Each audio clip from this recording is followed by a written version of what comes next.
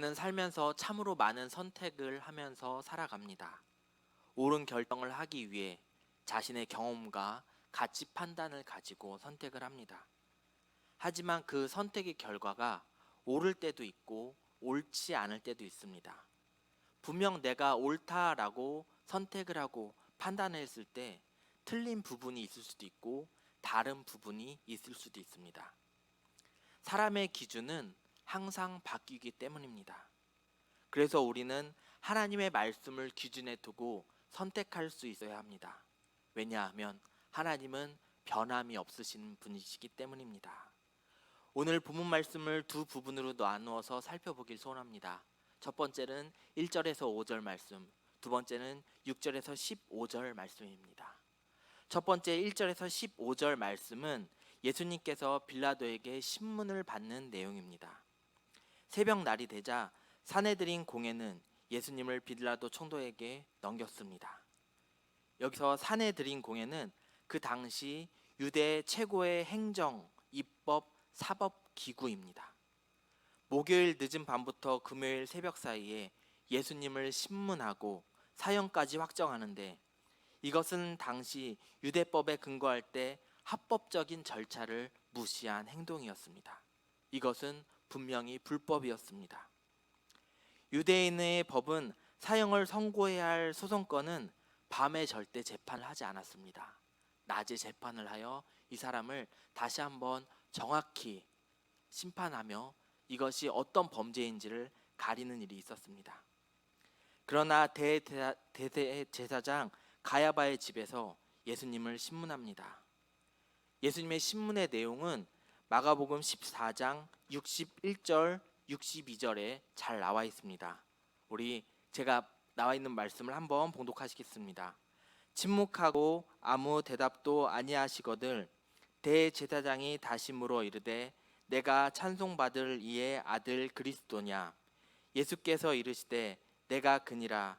인자가 권능자의 우편에 앉은 것과 하늘 구름을 타고 오는 것을 너희가 보리라 하시니.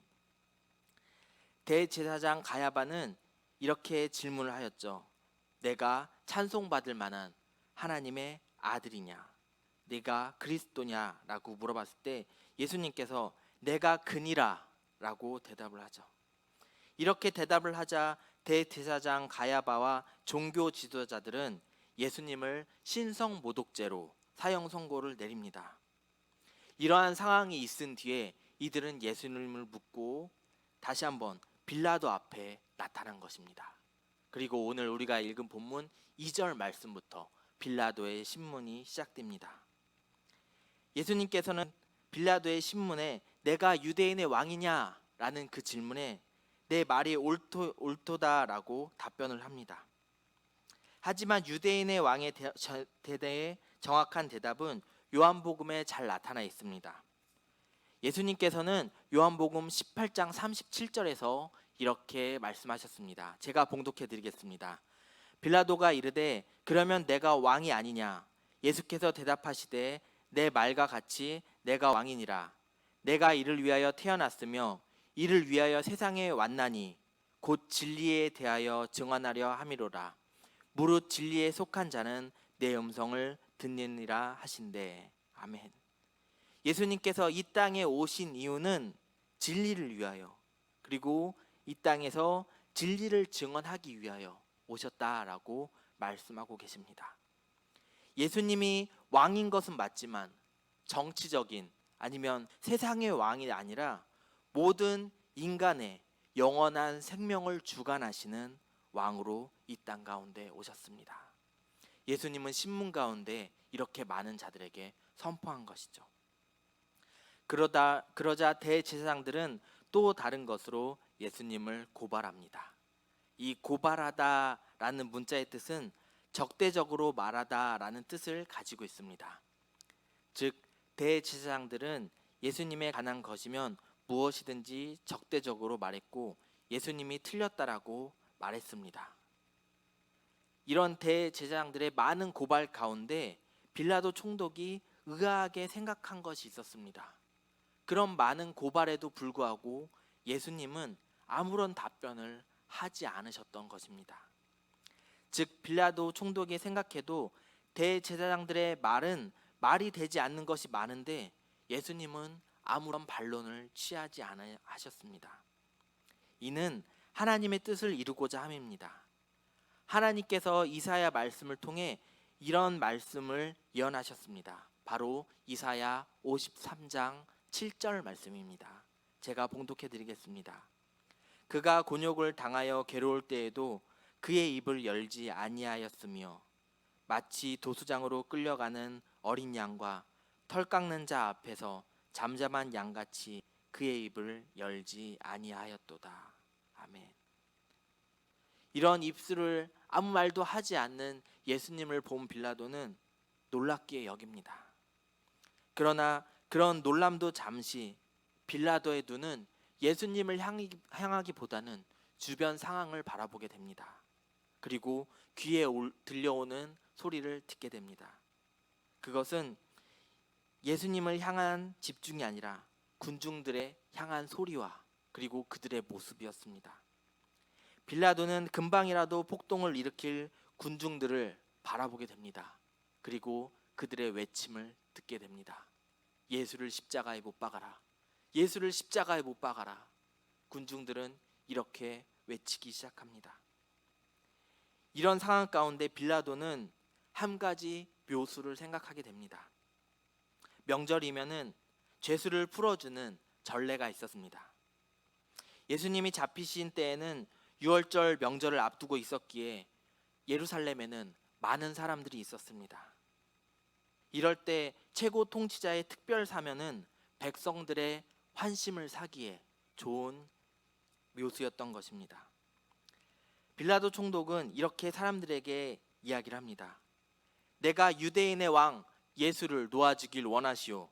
라고 질문했습니다. 빌라도 생각에는 자신이 그렇게 이야기를 하면 예수를 놓아주겠거니 라는 생각이 있었습니다. 그러나 군중들의 소리는 달랐습니다. 바라바를 풀어주시오. 바라바를 풀어주시오. 빌라도는 예수님과 바라바를 같은 선상에 놓고 누구를 풀어줄지를 물어보면 예수를 풀어주지 않을까라는 생각을 가지게 되었습니다. 그러나 그의 생각을 뒤집어 많은 사람들이 바라바를 놓아주기를 원했습니다. 바라바란 사람은 사람들을 선동해 떼를 지어 다니며 다른 사람들의 재산을 탈취하고 살인도 서슴지 않는 범죄자였습니다. 요한복음에서는 바라바를 한 단어로 지칭하는데 그 단어는 바로 강도입니다. 이 단어는 문자 그대로 약탈자, 도적이라는 뜻입니다. 강도의 가장 큰 특징은 바로 자기 자신의 욕심을 위해서 다른 사람의 삶을 망가뜨리는 사람입니다. 자기 삶을 편하게 살기 위해서, 좀 더 즐기기 위해서, 좀 더 쾌락에 빠지기 위해서 다른 사람을 어렵게 만들고 병들게 만들고 심지어 죽게까지 하는 강도입니다. 그가 그런 강도질을 얼마나 많이 했던지 마태복음에서는 그를 유명한 죄수라고 말합니다. 그러나 빌라도의 착각이었던 자신의 생각이 예수님과 바라바를 놓았을 때 누구를 선택할지 고민했던 그 고민이 많은 군중들이 바라바를 원하기 때문에 그는 할 수 없이 바라바를 놓아주게 됩니다. 빌라도는 예수님이 죄가 없으셨다는 것을 결코 모르지 않았습니다. 자기의 권한과 법정의 공정한 판단을 할 수 있는 사람이었습니다. 빌라도는 유대인들을 두려워하지 않는 자였습니다. 한 가지 일화로 이스라엘 사람들이 당시에 제사를 드릴 때 제물을 드리는 짐승의 제사를 어떻게 하는지 알고 있었습니다. 죄를 지은 사람이 자기가 죄를 지은 만큼 소나 양이나 염소 그리고 가난한 자들은 비둘기까지 가지고 와 그것에 각을 뜨고 본을 떠서 모든 피를 다 쏟아 그것을 하나님 앞에 드립니다.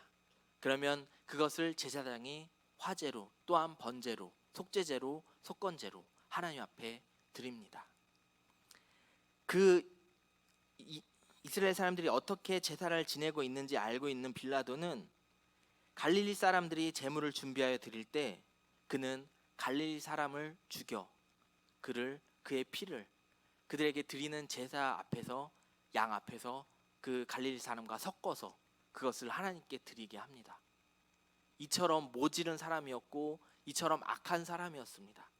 그래서 그는 결코 이스라엘 사람들을 두려워하지 않았습니다.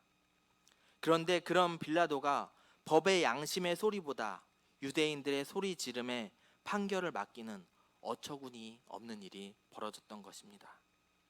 그런 빌라도 총독이 유대인들의 소리 지름을 이기지 못하고 두려워했던 것은 마태복음에 의하면 그들의 요구를 들어주지 않았을 때 밀란이 일어날까 두려워했다고 합니다.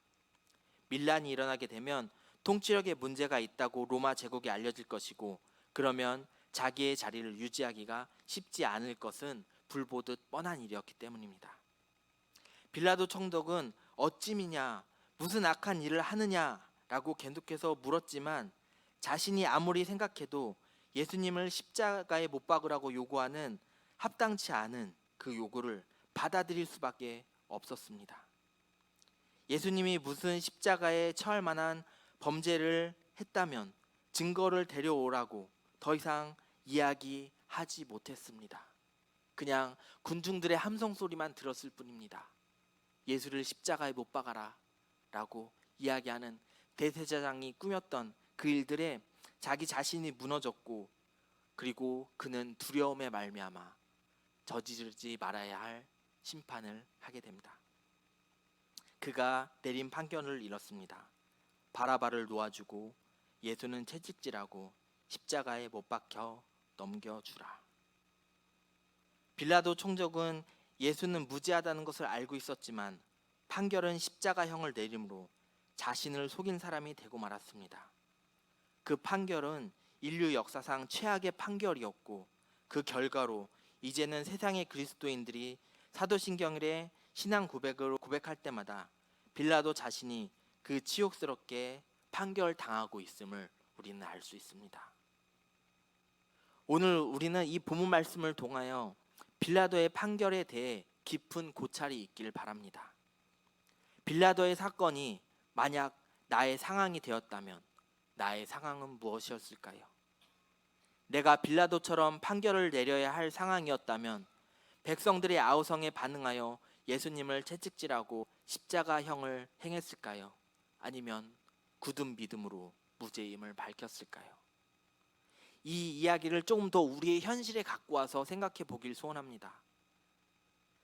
나는 주변 소리에 반응을 할까요? 아니면 굳은 믿음으로 나아갈까요?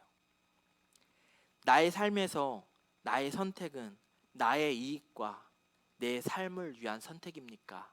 아니면 예수님처럼 철저히 순종의 선택입니까? 우리는 많은 삶 가운데 선택의 기로에 서 있습니다. 이것이 나의 이익과 내가 하고자 하는 일들, 나의 판단에 의해서 하는 것들입니까? 아니면 정말 하나님을 위한, 주님의 영광을 위한 판단입니까? 매 순간마다 이 쉽지 않은 질문에 우리는 답을 해야 합니다. 매 순간마다 이 결정을 하는 가운데 우리는 어떻게 하면 바른 결정을 내리고 바른 삶을 살아갈 수 있을까요? 바로 서두에 말씀드렸듯이 우리의 선택의 기준을 하나님 앞에 두어야 합니다. 날마다 하나님 앞에 낮은 모습으로 나아가 기도함으로 말미암아 하나님, 내 생각이 아니라 내 뜻이 아니라 하나님의 판단과 하나님의 선택에 순종하며 나아갈 수 있도록 인도하여 주시옵소서라고 우리는 날마다 엎드려 기도해야 합니다. 그러므로 우리는 날마다 깨어 기도해야 합니다. 하나님 말씀으로, 하나님 기준으로 살아가야 합니다. 이런 삶을 살아가기 위해 우리는 매 순간 주님 앞에 나와 기도하며 그의 말씀에 순종할 수 있길 바랍니다. 말씀을 정리합니다.